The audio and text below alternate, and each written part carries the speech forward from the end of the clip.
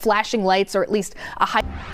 And thank you for joining us here on Fox 9 and streaming also on Fox Local. I'm Amy Hockert with this breaking news. The jurors have reached a verdict in the Feeding Our Future trial for Amy Bach and Salim Saeed. So we wanted to bring you this as soon as possible. Rob Olson is in the courtroom right now as the verdict is being read, and he will join us here in just a moment as he steps out of the courtroom. But I can tell you that we do have the information from Rob, and it looks as though Amy Bach had 7 counts and Salim Saeed 21 counts. And I can kind of go through here in real time as we're waiting for Rob to get in place the different verdicts on the different counts. So conspiracy to commit wire fraud was one for Amy Bach. Count 1, guilty. And we do have, let's see, wire fraud as well for Amy Bach.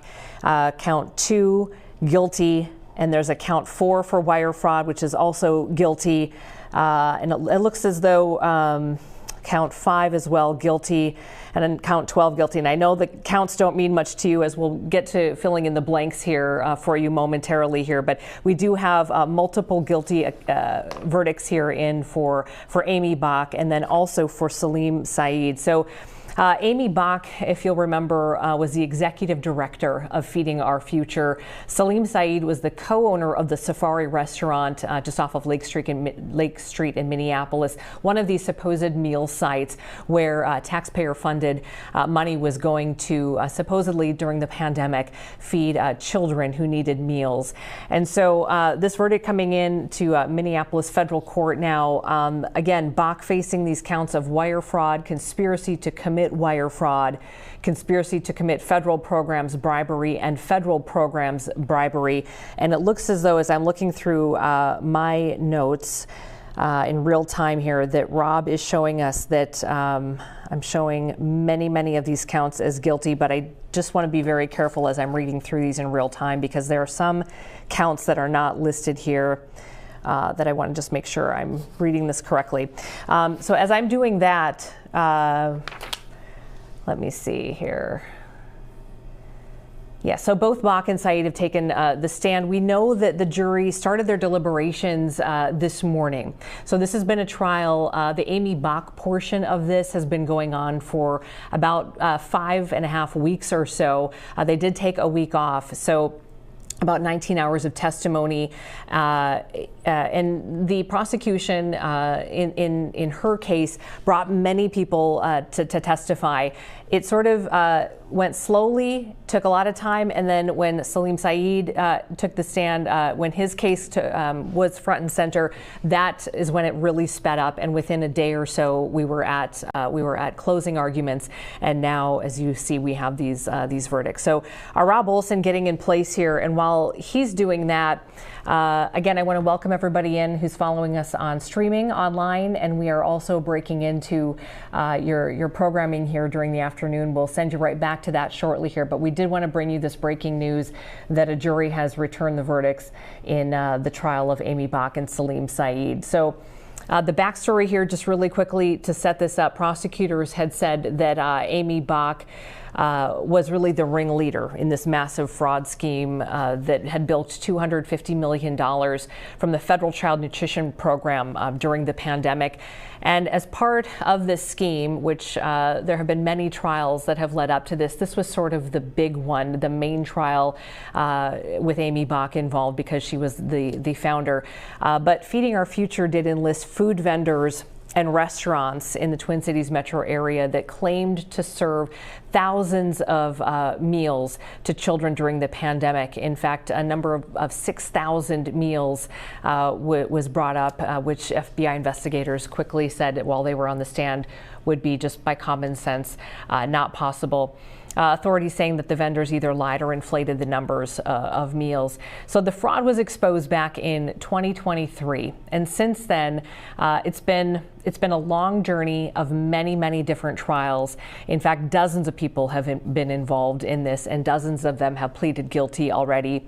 At the trial, both Amy Bach and Salim Saeed had denied any wrongdoing in the fraud case. In fact, Amy Bach, who took the stand, Many were wondering if she would take the stand, and her defense attorney said it is up to her.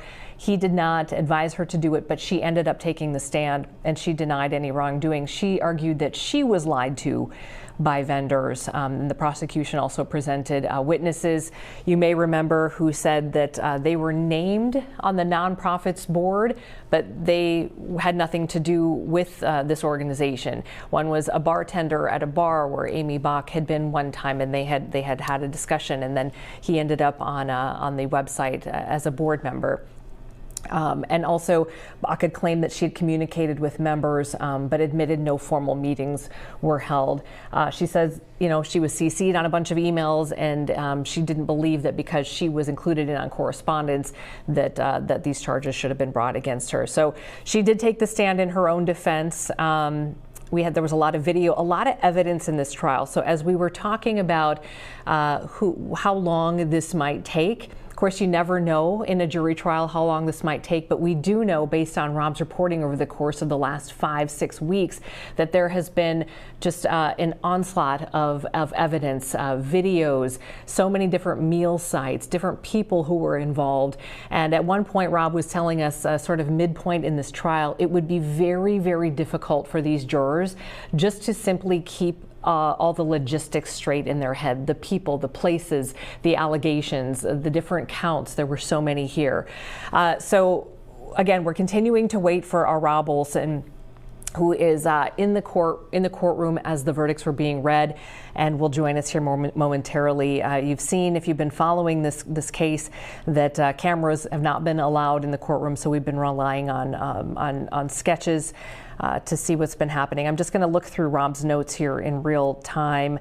The jury bringing back these guilty verdicts for Amy Bach and Salim Saeed, multiple guilty verdicts, then polling the jury. In other words, asking, are these your true and correct verdicts?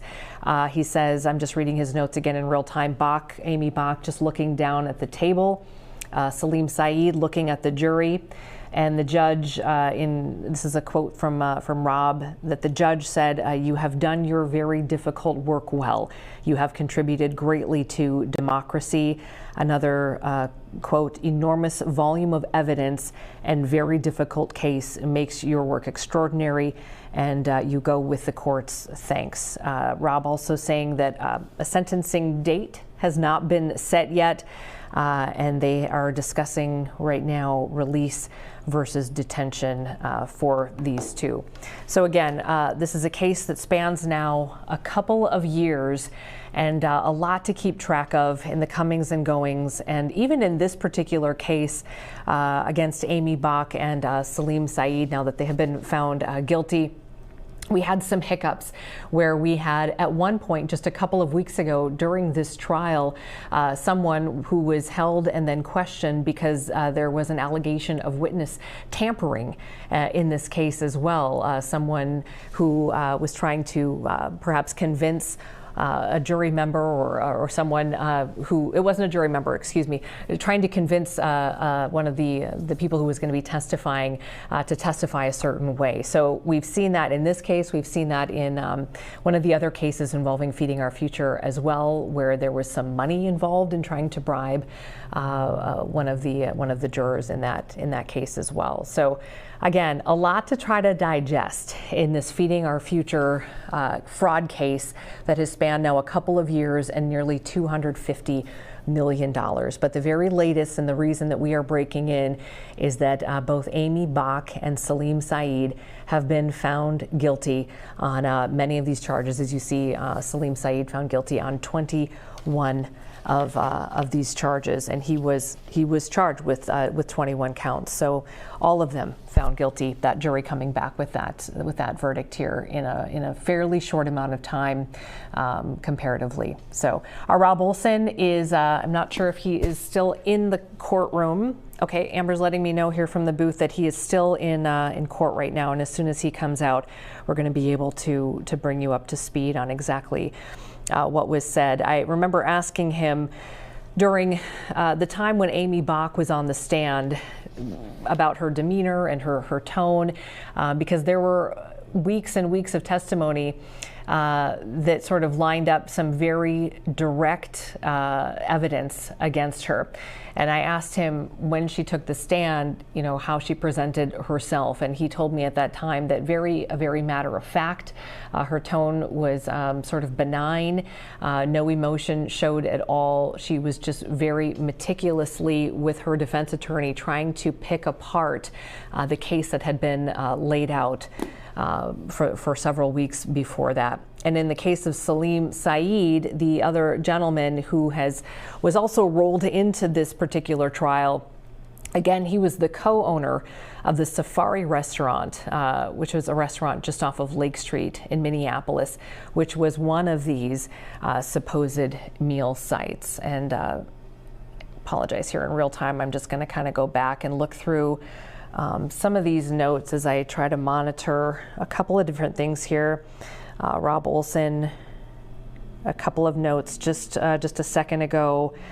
As they are determining right now, as Rob's in the courtroom, the judge is determining, discussing release versus detention. And Rob's note just now is that a judge says that he cannot find clear and convincing evidence that Amy Bach and Salim Saeed are unlikely to flee. So that is what they're talking about right now, is if there should be release or detention. So we'll wait and see how that particular piece of this shakes out.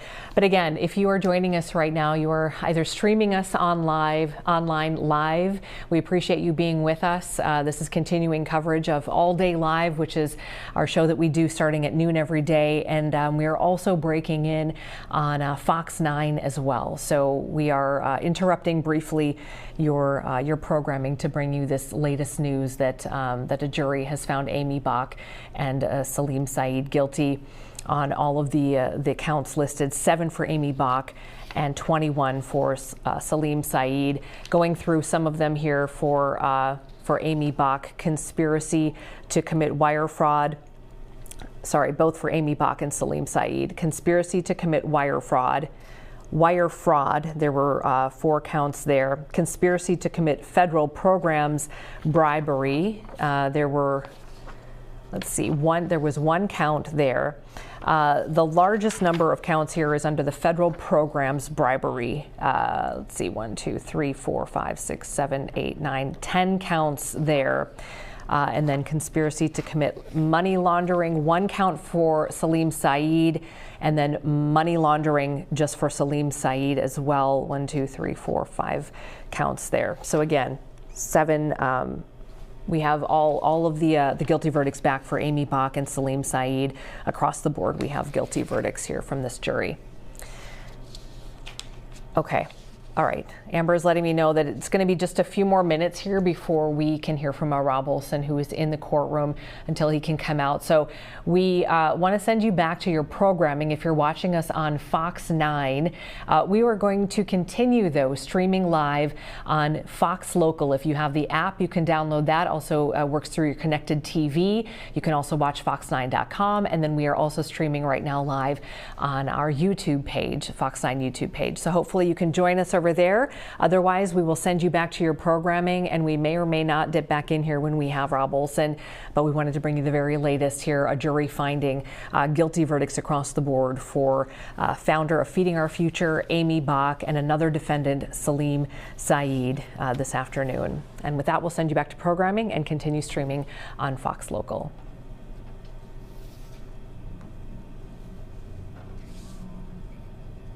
All right. So we'll continue here on Fox Local. Thanks so much for staying with us. We appreciate it. Letting those folks go who want to watch their programming on Fox 9.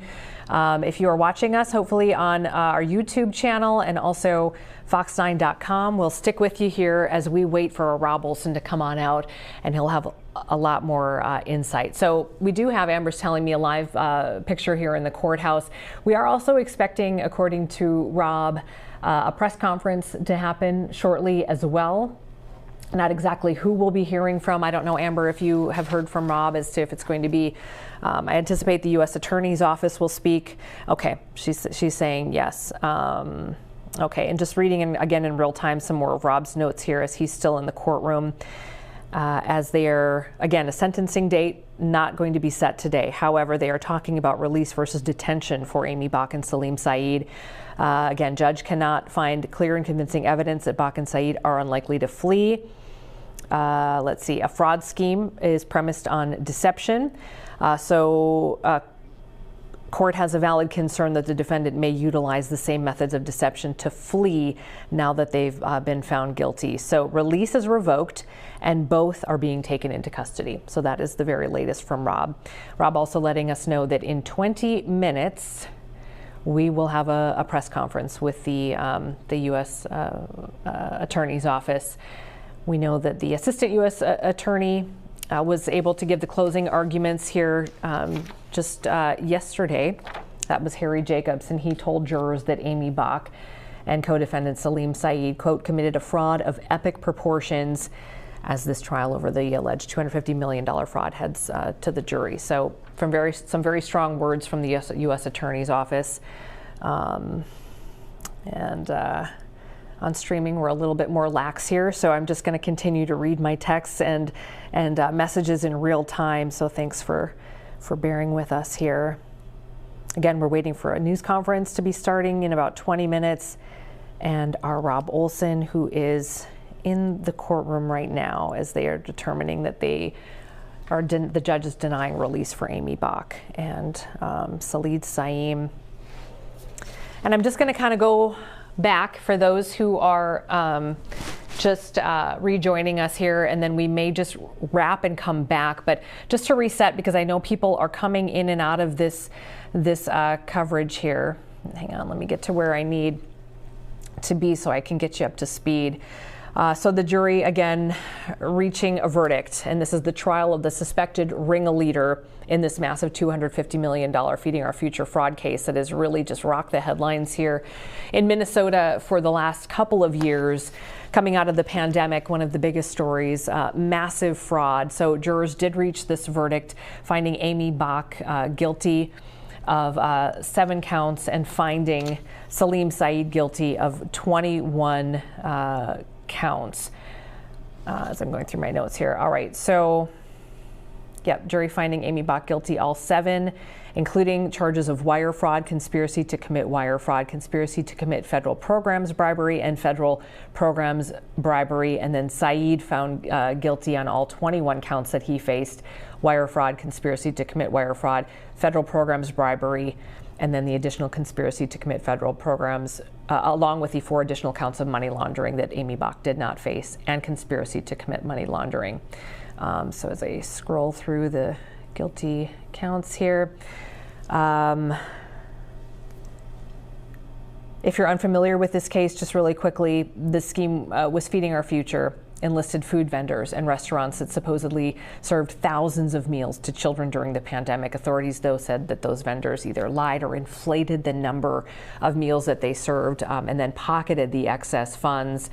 There have been dozens and dozens of people who have pled guilty since then, and Amy Bach and Salim Saeed, even up until the last minute, said that they were that they denied any wrongdoing in this case.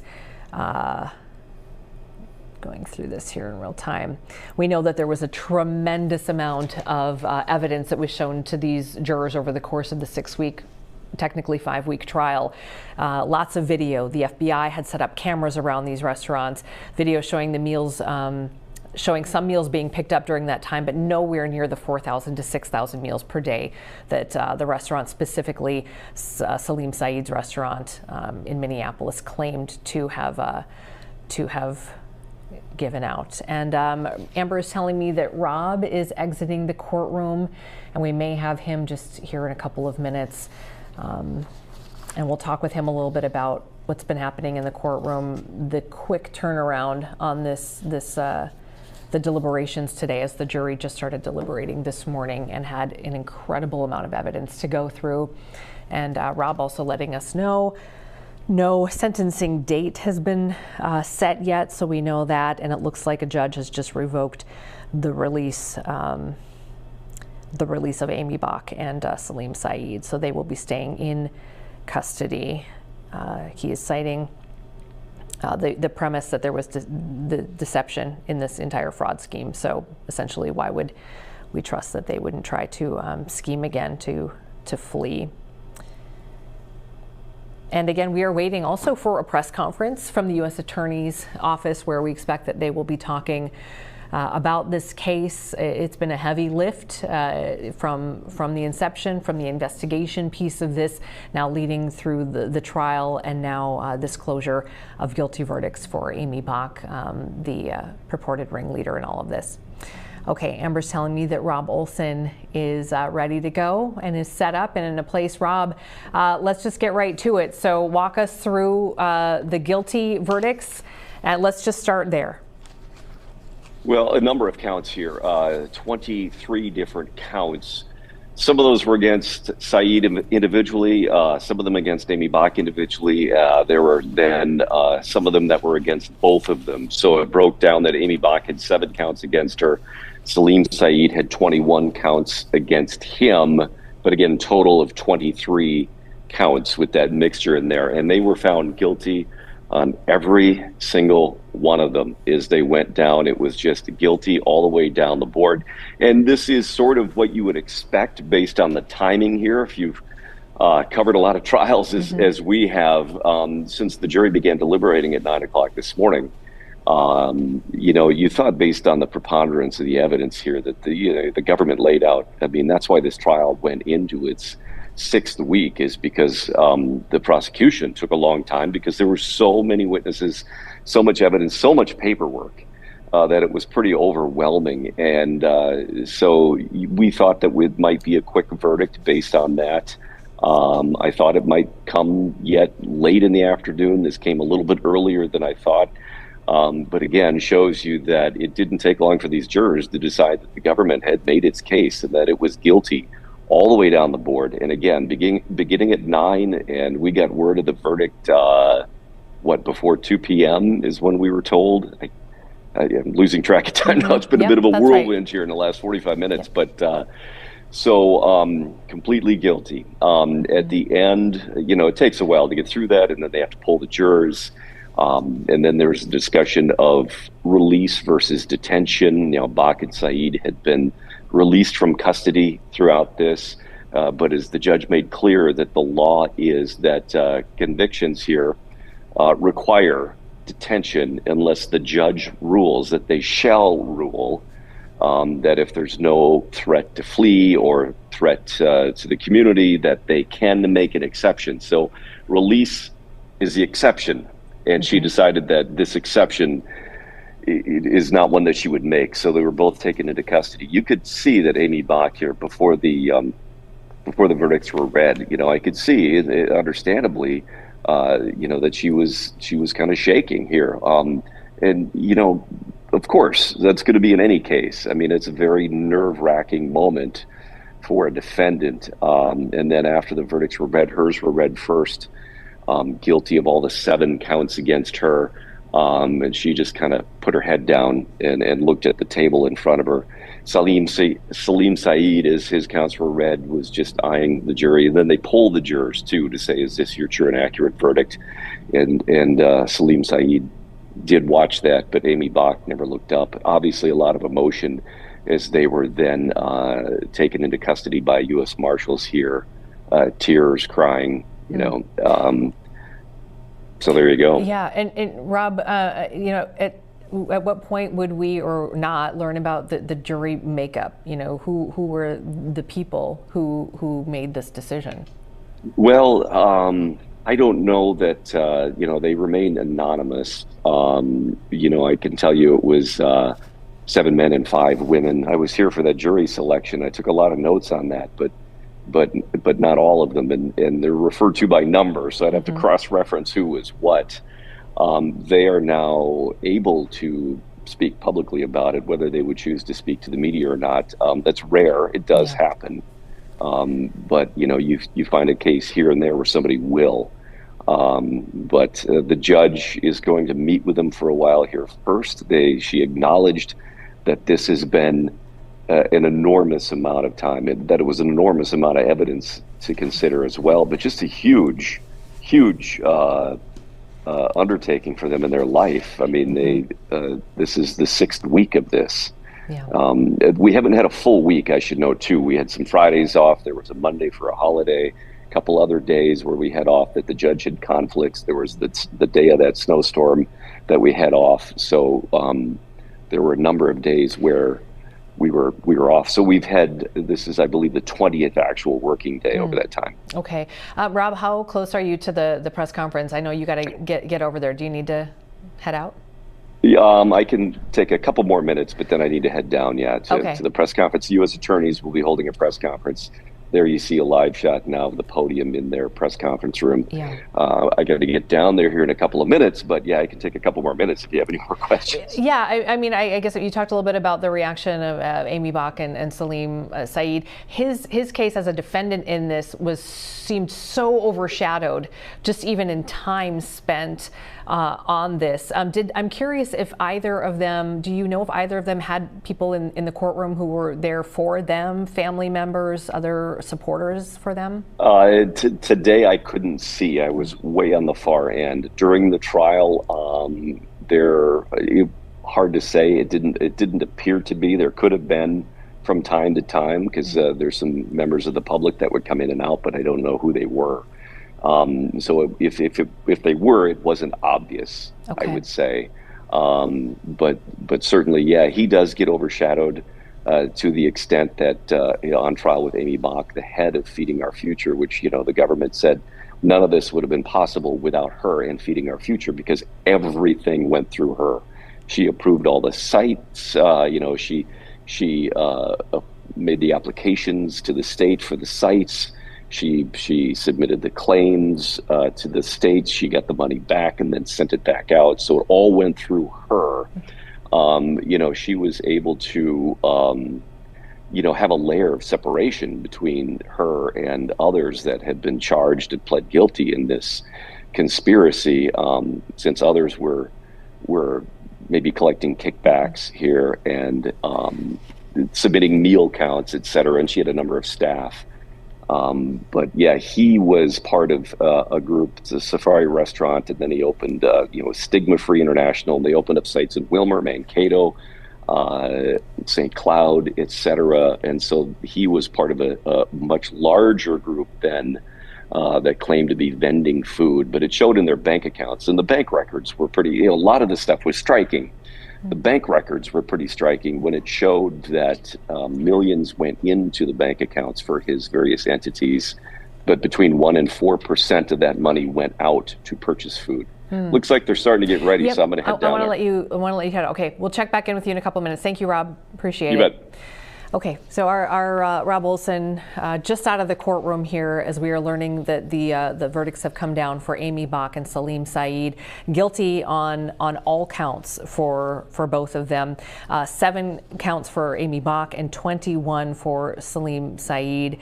So guilty verdicts, and the jury just started deliberating again this morning. So this was a very quick turnaround considering the sheer amount and types of evidence that they had to go through, the paperwork, the people, the locations, all of the numbers. There was a lot here, and this jury has really had to sort of pour through a lot over the course of the last several weeks. But now we have a verdict, and we are awaiting, as Rob said, this press conference by the U.S. Attorney's Office that we'll be hearing from. And Amber, I'm not sure if you were able to hear this or not, but I don't know if we're hearing from the defense at all. If we do, usually it's sort of an impromptu kind of a thing. So we'll wait and see if we get. Okay, we haven't heard anything set up, but sometimes reporters are able to catch them coming out sort of in a more impromptu way. So we'll see if we can get some comments from them as well. But as it stands right now, we are just waiting for this news conference, which I think is going to get started here probably in about 5 minutes or so. Okay, sounds good. And again, thank you for joining us here on our live stream on All Day Live as we bring you this breaking news of the guilty verdicts for Amy Bach and Salim Saeed in the Feeding Our Future fraud scheme. Again, a judge has also, when Rob was in the courtroom, he let us know that a judge has decided to not release the two who've now been found guilty. So they will stay detained. And sorry, just continuing to look through some of these notes here. Okay, Amber, do you want to reset quick? Do you want to just stay with this? Okay. Okay, so is it a break or just, okay, we're just going to sit on this shot for a minute. We're going to reset a little bit, and so just know that we're coming right back to you here live as soon as this press conference starts with the U.S. Attorney's Office in the Feeding Our Future founder found guilty, and also another defendant, Salim Saeed, who owned a restaurant where these meals were to be distributed, also found guilty on 21 counts. So stay with us. All Day Live is going to be right here as we bring you this news conference.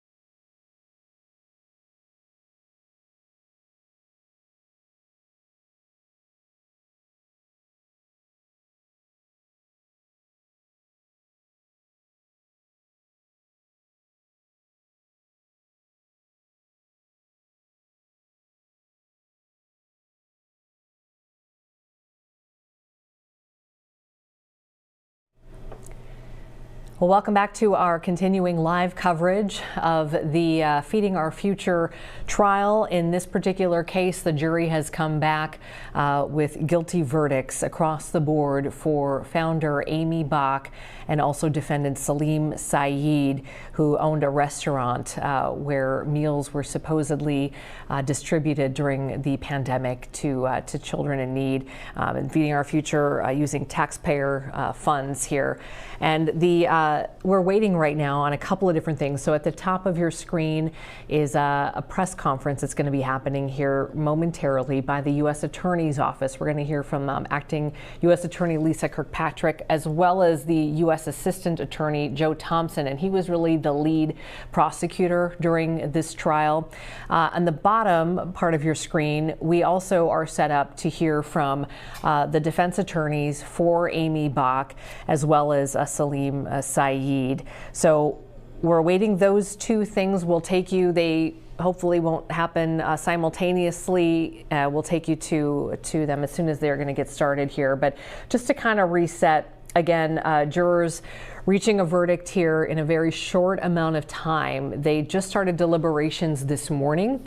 The trial itself for Amy Bach and Salim Saeed, her portion of the trial lasted about 5 weeks. And then his portion was at the very end and only lasted about a day and a half to 2 days before closing arguments were given.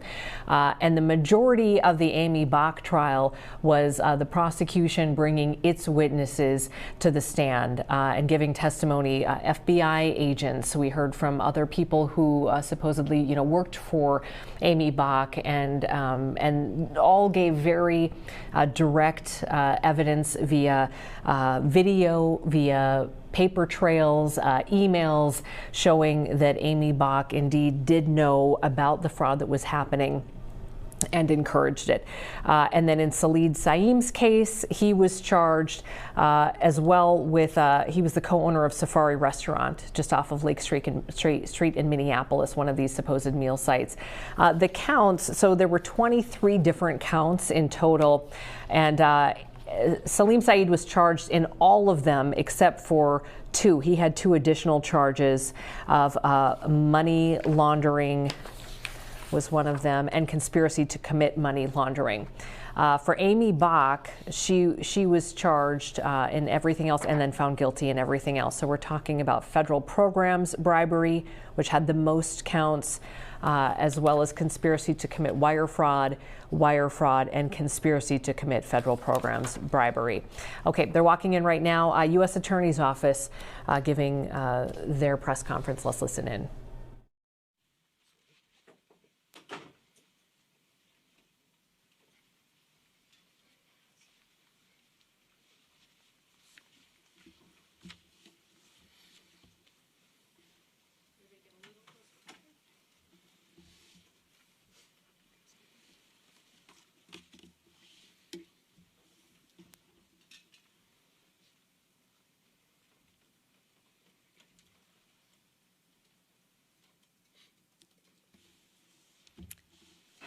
I want to thank everyone for coming, and thank you for your interest in this important case. My name is Lisa Kirkpatrick, and I'm the Acting United States Attorney for the District of Minnesota.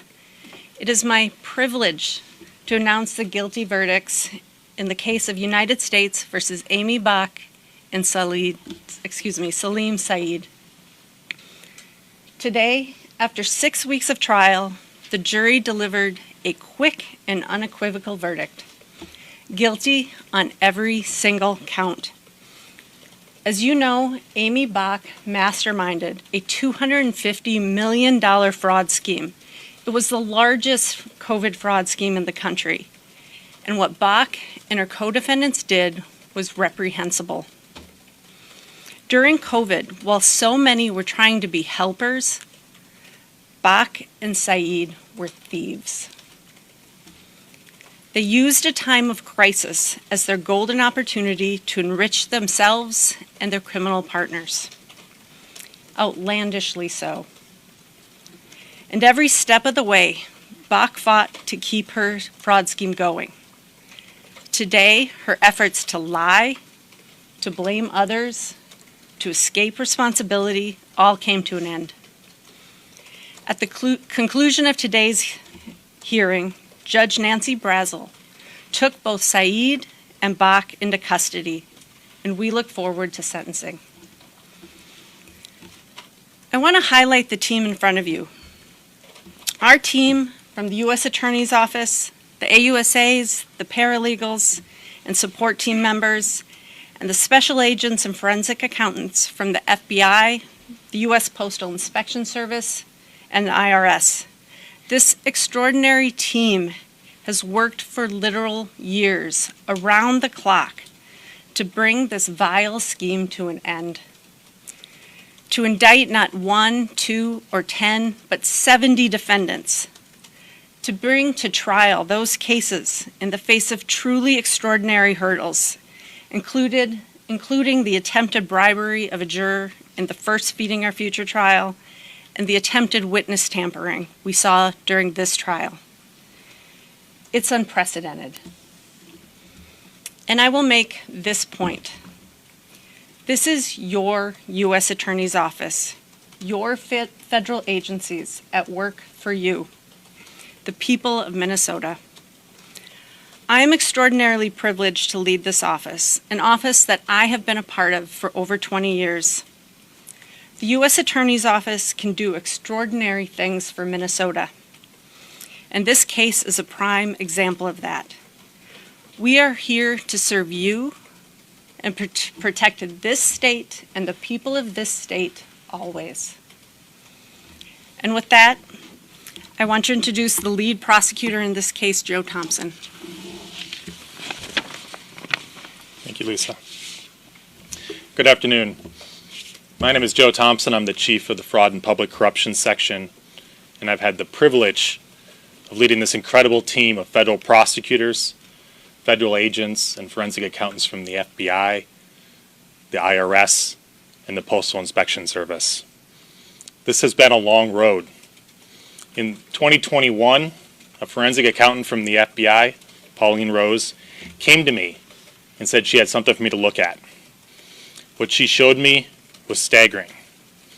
A monumental fraud that was being perpetrated on our state, something like nothing I'd ever seen before, a brazen and corrupt scheme to take advantage of a program designed to feed needy children. A scheme that took advantage of a global pandemic. A scheme that turned out to be the single largest COVID-19 fraud case in the entire United States of America. Now, Minnesota has long been a state known for its good governance and its civic-mindedness. A state renowned nationally for its high quality of life and its low crime. Sadly, in recent years, that reputation has changed. All too often, our state has been known for fraud.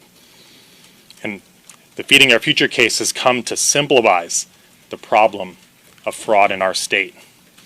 It has become the shame of Minnesota. Hopefully, today's verdict will help turn the page on this awful chapter in our state's history. The state that is our home, that has so much to offer, and that deserves so much better.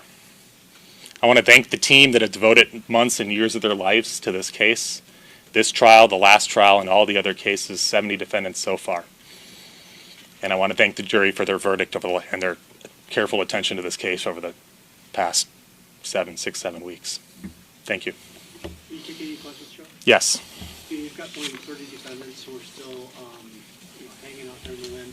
Do you think that this verdict will encourage more plea deals in the coming days and weeks? Well, that's up to them, but I would imagine that the quick verdict, it will probably not go unnoticed by the remaining defendants in this case. Mr. Thompson, can you please describe the strategy to prove what Bach knew? Well, the jury saw overwhelming evidence of what Bach knew. She was at the head of the scheme from day one. She signed, as my colleagues described in closing argument yesterday, she signed every single fraudulent claim that was submitted to the state of Minnesota. It was done so by Amy Bach. She cut every single check, all $240 million worth of checks to every defendant in this case. She was involved in taking kickbacks. Witness after witness testified to her role in the scheme. And of course, she was the one as the jury heard, who took the lead in fending off the State Department of Education and other inquiries trying to slow down and stop the fraud. Are you done charging new defendants in this case? We're never done investigating. Did you find it unusual if the jury reached a verdict this quickly, and what does that say about her case? Well, the juries take their job seriously. That's one thing I've learned. It's not a race. I think all I can say is the fact that they returned a verdict so quickly after such a long trial, I think speaks volumes as to the job the team did, and frankly the amount of evidence against the defendants and how awful their fraud scheme was. Joe, can you say at this point what sentence you might be seeking for either or both of the defendants? No, we can. As the judge explained, there'll be a pretrial or a pre-sentence investigation report completed, and after that there'll be a range, and ultimately they'll have rounds of sentencing briefing, and the judge will decide. Bill. Mr. Thompson, by my count, there are still 5 defendants who are fugitives from justice, international fugitives from justice. Are you continuing efforts to bring them home? Yes, we're always trying to bring people home. Obviously, depending on what country people are fugitives in, we have different tools, and often those tools aren't public, and so I can't comment on them publicly. But they remain under indictment, and we will seek to bring them to justice when and if we can. Yes. Just to follow up on a former question, are you anticipating more people to be charged? Yes, our investigation is ongoing. The jury saw 4 weeks of lots of paperwork. This was a document-heavy case and testimony. Of all of that, what do you think were the top things that maybe resonated with the jury to prove guilt? Well, I think I think you'd have to ask the jury that, but obviously in any case where the defendant testifies, that's a key part of it, and both defendants testified at length, and clearly the jury didn't find them credible and didn't believe their stories. But beyond that, all the evidence was important, I think. Do you feel like that was the turning point? I felt good about our case from day one. What's your board members that you guys had testify who were all stunned that they were serving on board, much less in the capacity as president, treasurer, and secretary? It seemed to really resonate with the jury, and it seemed to be a case of the jury deciding whether those 3 people were telling the truth or Amy Bach was telling the truth. But she said they actually had active oversight roles of this nonprofit she ran. Do you think that their testimony, even though it wasn't central to the scheme itself, was critical to these verdicts today? I think it was certainly compelling testimony, as highlighted by my colleagues in closing arguments yesterday. The testimony from the reported board members could not have been more clear. One of them learned he was on the board of directors when a New York Times reporter showed up at his door after the investigation became public. The fact that there was fake board minutes, forged signatures, obviously that was emblematic of the entire case. What's your latest estimate on how much has been recovered through the civil process and forfeiture of the $250 million? About $60 million to date. Did you already say what's the max sentences that these 2 could face from today? Well, the wire fraud counts each carry a 20-year maximum sentence. Obviously, they stack up, so the maximum potential sentence is in the hundreds of years. Obviously, the sentencing guidelines likely won't be that high, but they're facing significant sentences, as Judge Brazel indicated just moments ago. And you have more defendants lined up to begin trial soon, right? Yes, we have a trial in a few weeks with 2 of the co-defendants in this case. Joe, what kind of message does it send to Minnesotans who are normally pretty open-handed in helping out their neighbors, helping out people from foreign countries? Are you worried about the stifling of, does it send a message to people to be aware of who you are dealing with? Well, look, these defendants committed a fraud. These defendants did, not their communities. These defendants chose to commit fraud. They're being held responsible for their actions. I think, obviously, our state, there's been some self-reflection as a state about how we run these programs in terms of, we hold these defendants responsible for their actions. That's what we do in cases as prosecutors. One more question? What effect has it had, when this was announced in 2022, there was one U.S. attorney standing here. Now, the administration hasn't picked a new one. So can you just talk about, I guess, what's it like behind the scenes when you guys are all just kind of doing this, and what impact does that have, if any? Well, good leadership matters, obviously, but we're all professionals. Like civil servants throughout the federal government and elsewhere. We do our jobs every day, regardless of who's sitting in the White House or sitting in the U.S. Attorney position. We're all career public servants. And so regardless of who the U.S. Attorney is and who he or she is appointed by, we do our job. We've spanned now several U.S. attorneys and acting U.S. attorneys in this investigation. Obviously, we're very happy for Lisa Kirkpatrick, who's a wonderful acting United States attorney. We'll be excited to get a new United States attorney at some point. But in the meantime, we'll carry on our job like everyone else throughout the Department of Justice. You're going to tell Elon Musk what you did this week? Every Monday. Thank you. Thank you, everyone. Thanks for coming. This would be something pretty significant to tell them. It's just one bullet point. Okay, we're listening live to a news conference by the U.S. Attorney's Office as they take a victory lap here in the Feeding Our Future fraud trial and the guilty verdicts across the board for founder Amy Bach and Salim Saeed, another defendant who was a co-owner of the Safari restaurant, one of these supposed meal sites. Their trial done together here over the course of the last 6 weeks. The majority of that spent on Amy Bach and the prosecution bringing up witness after witness to the stand. Each of the defendants also testifying on their own behalf in their trials. And as you heard the U.S. Attorney's Office say, definitely a piece of this puzzle for the jury as they're putting it together. The Assistant U.S. Attorney saying he believed they had a strong case from the outset, but it definitely doesn't hurt that both of the defendants took the witness stand and that the jury did not find them credible. Rob Olson has been in the courtroom courthouse during this trial from day one. He was just in this room listening to that news conference, and then we are also waiting, I believe, for another news conference to get started, and it just might be a little more impromptu. Okay. And so do we have the press conference that's going to be happening, or we don't think it's going to happen? Okay. Oh, okay. Okay, so producer Amber here just letting us know. We did have a shot up where we thought we might be hearing from the defense attorneys for Amy Bach and for Salim Saeed. It looks like we don't have that shot up any longer, so it's unclear if that's actually going to happen. But just a couple of notes if you're just joining us here.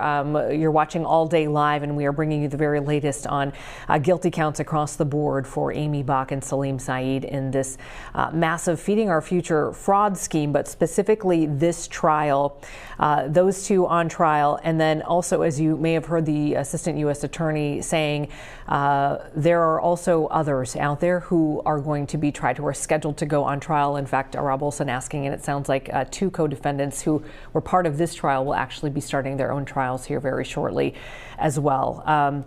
70 defendants so far across the board in this Feeding Our Future fraud scheme, and about a dozen or more who pled guilty in this as well. So no trials for them, but it has been an intensive couple of years for these investigators and these prosecutors who have put together all of these pieces. And as you heard, perhaps the acting U.S. Attorney Lisa Kirkpatrick saying, it was an uphill battle for these prosecutors, just in the sheer fact that it was very unusual to have in the first trial, they had an attempted juror bribery. You may remember this story of someone bringing money to the door of, I believe it was a family member of one of those jurors in an attempt to bribe them.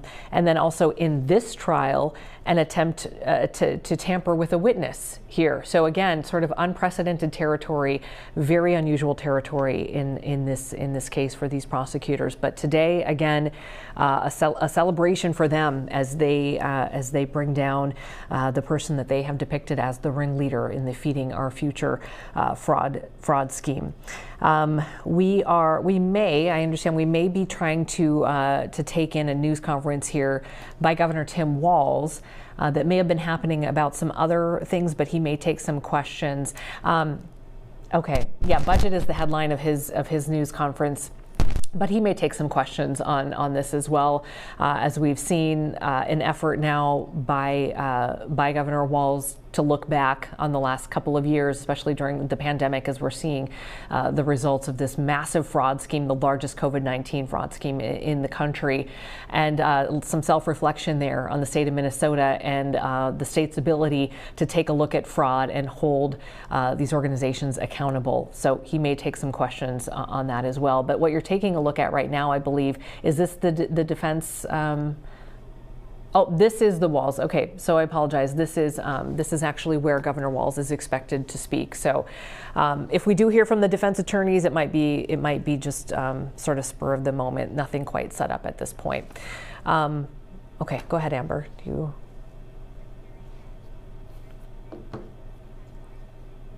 Okay. Okay. Okay, sounds good. And do we want to sit on this shot for a little while, or do we want to? Okay. So Amber's letting me know that apparently the defense attorneys for Amy Bach and Salim Saeed have spoken. It probably happened simultaneously while we were taking the other shot live of the U.S. attorneys. So we're turning some sound on that right now, and we'll try to bring that to you as soon as we can. In the meantime, I think we're just going to sit on this shot and wait to see if and when Governor Walz comes out to see if he answers any questions about this fraud scheme. But again, the headline for his news conference this afternoon was about the budget. So we'll hang with it. So let's just hang with this shot for a couple of minutes while we reset, and we'll be right here for you. As soon as this gets started, we'll bring it to you live.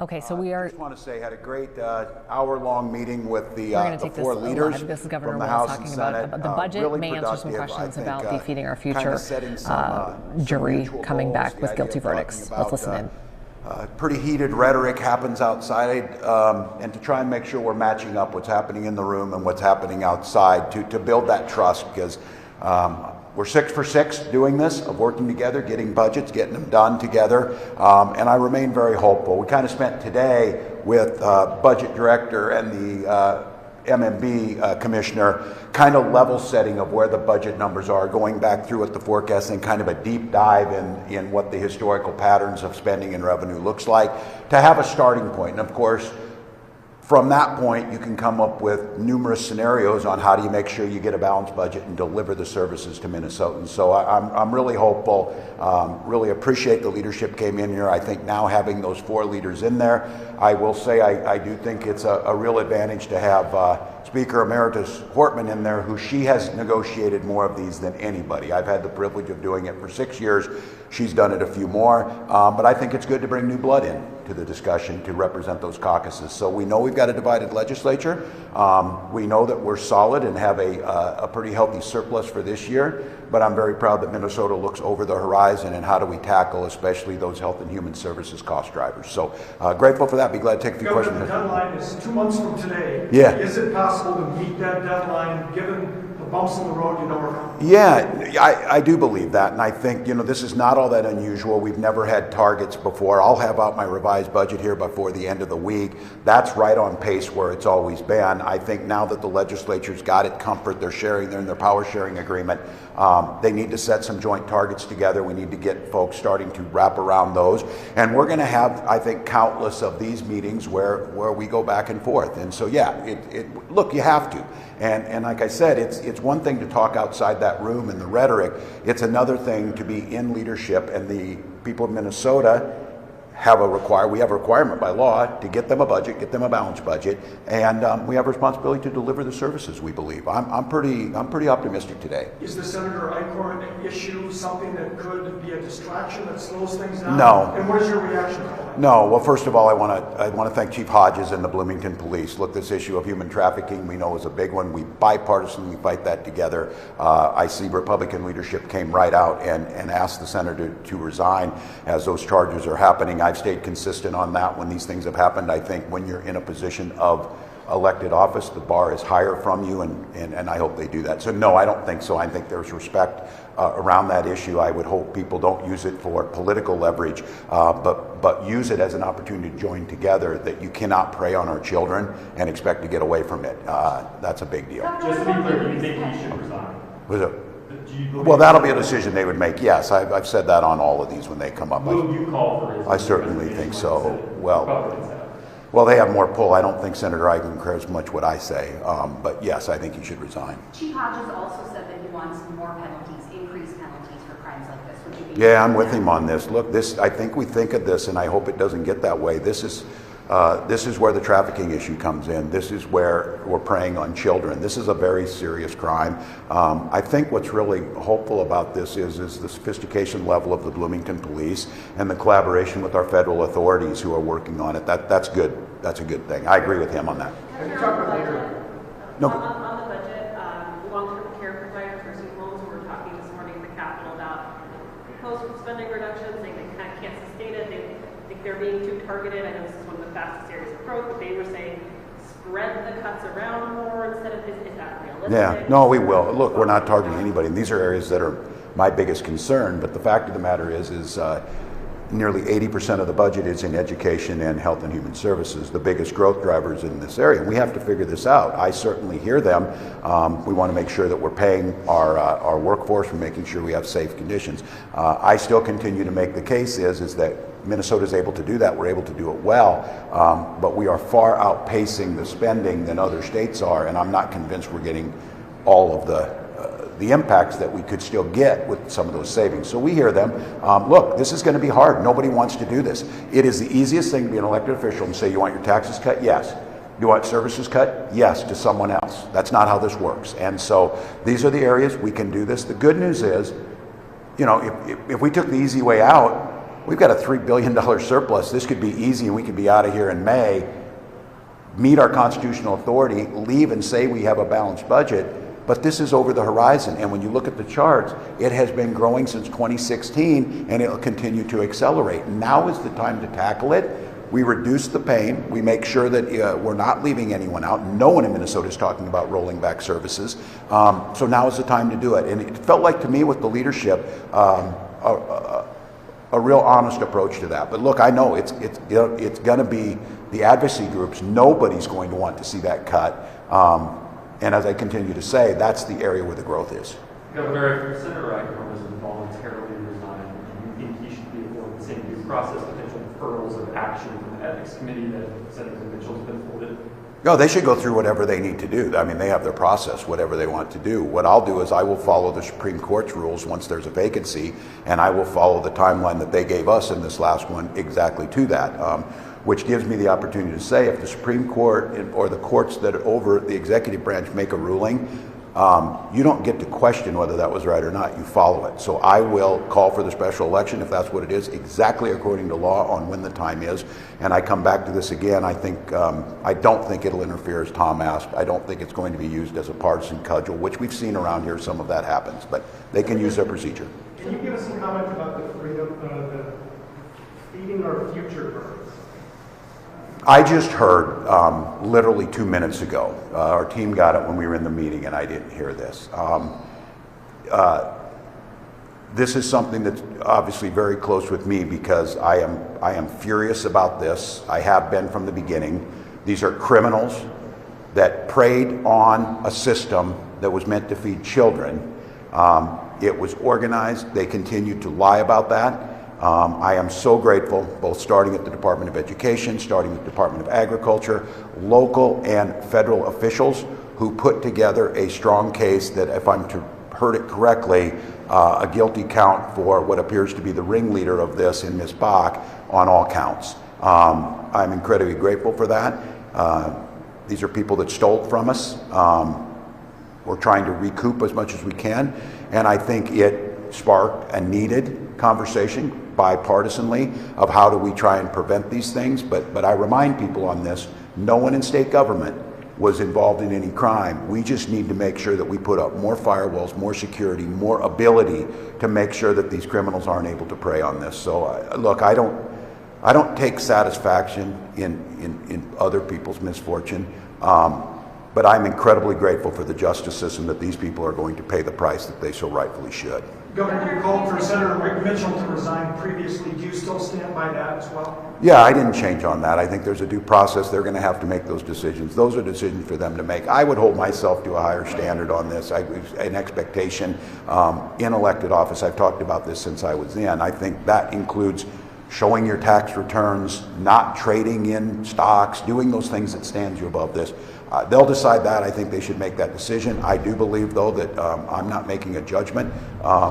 They should have their day in court, and they are innocent until proven guilty. But I also think there's a different responsibility when you're in elected office. Governor, in these budget discussions, Republicans will often point out that, we have a quite large surplus. Most of it was spent. The budget grew 40%. This current budget, largely driven by some of that spending. Do you have any regrets about how much of it was driven by the 23 budget? The growth? Yes, the spending in the 23 budget. A lot of it was one-time spending. Yes. So do you have any regrets about not saving some of No, that we negotiated. spending? No, we negotiated. We did save. We have maximum savings. We paid back over $3 billion to the trust fund. We paid off U.S. Bank Stadium. We returned checks to the workers.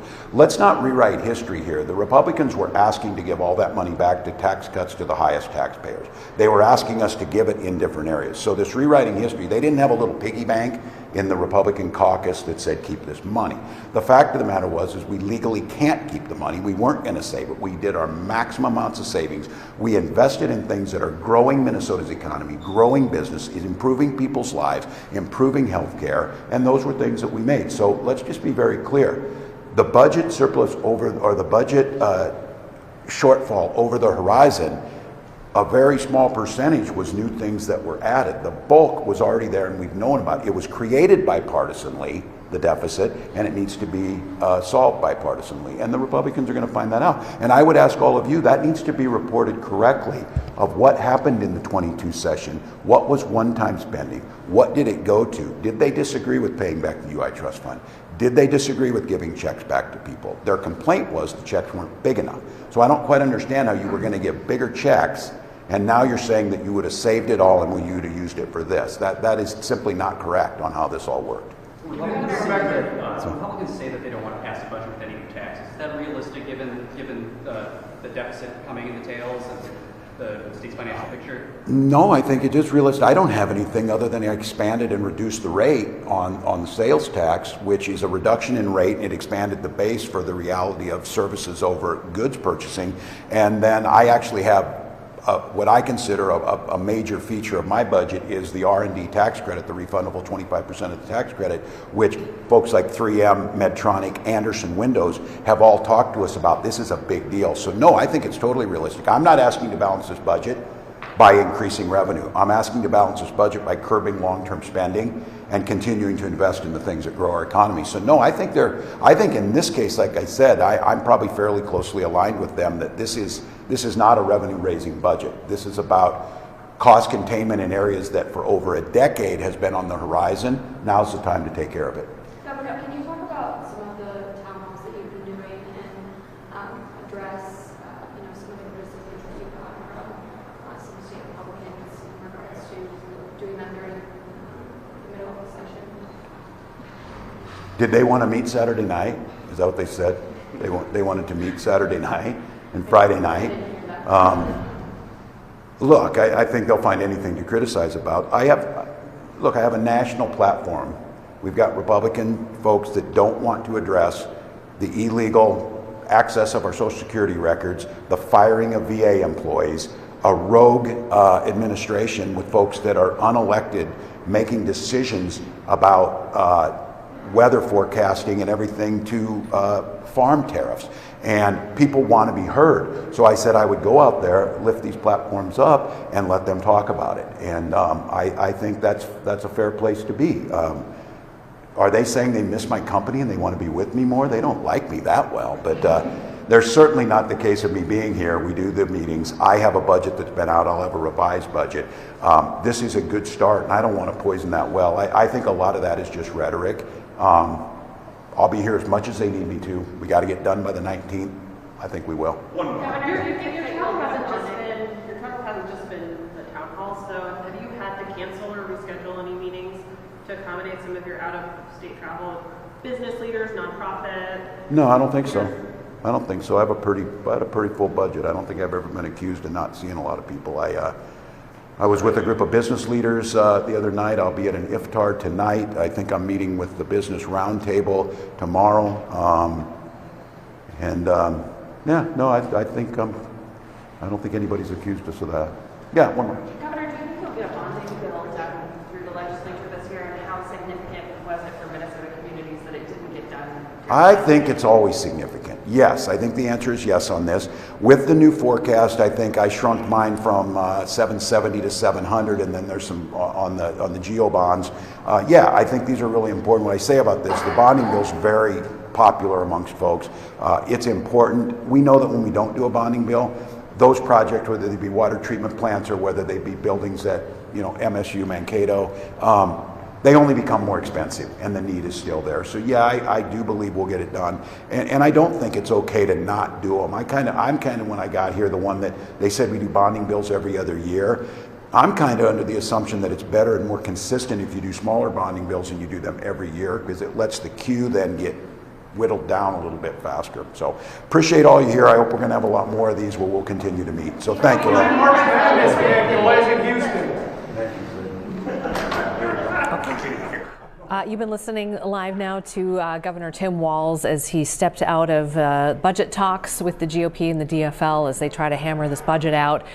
Also, we stuck with him because we were anticipating, and we did hear him answer some questions about a plethora of different stories that are before us today, including GOP Senator Justin Eichhorn, who's been charged now with soliciting undercover officer in Bloomington who was posing as a 17-year-old girl.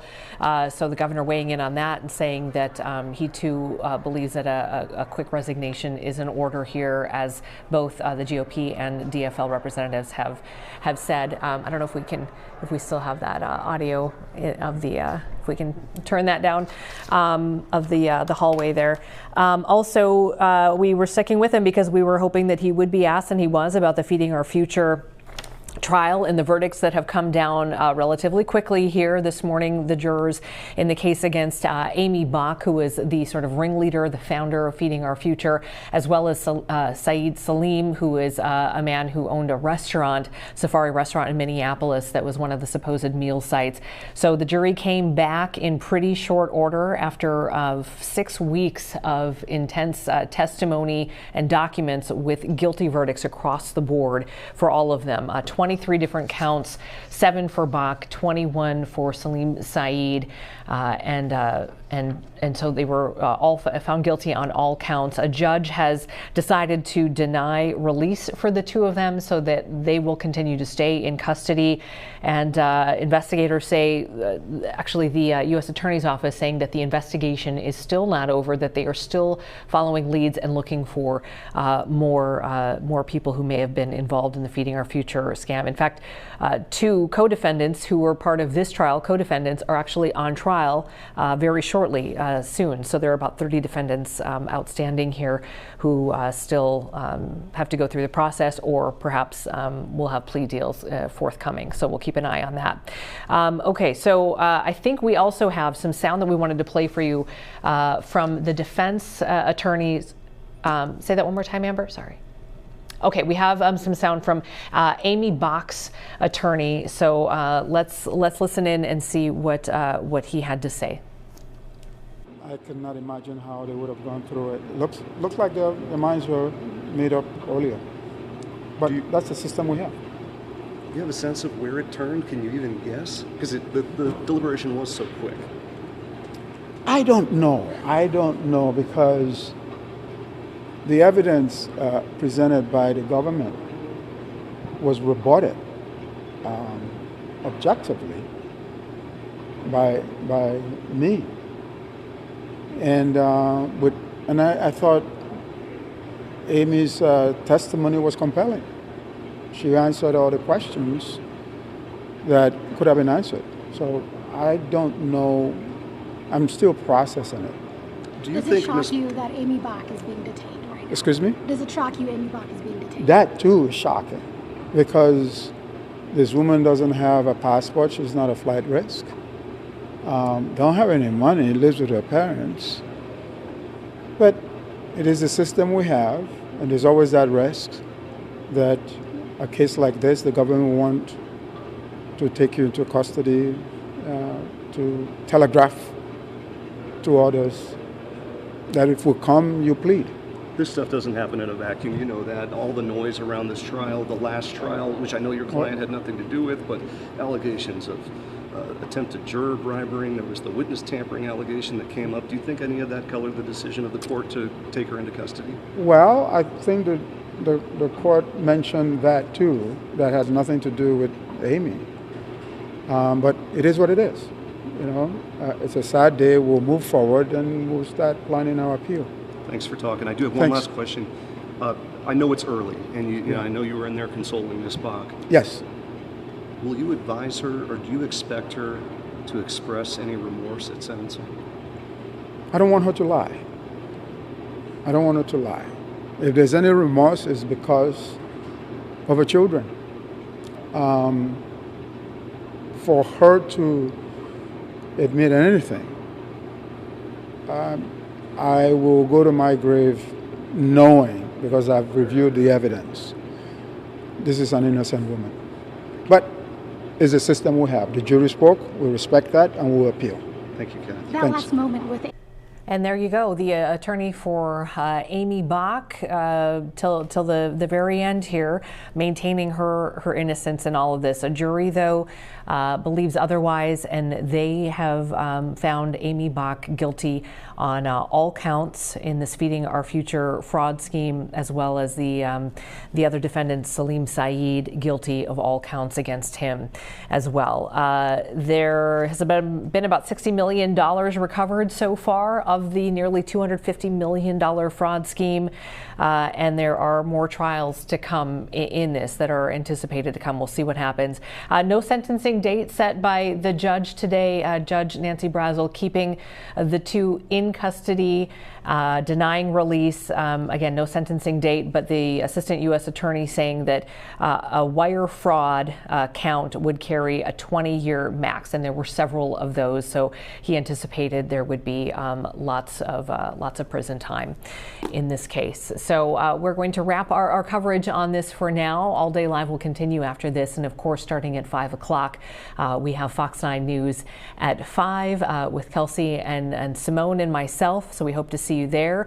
We'll have the very latest on all of this. There are a lot of different storylines that are happening in the news today that have been big headlines, in addition to the weather that fell just to the south of us, continuing to cover that as it has just been treacherous on the roads to the south in southern Minnesota. So thanks for being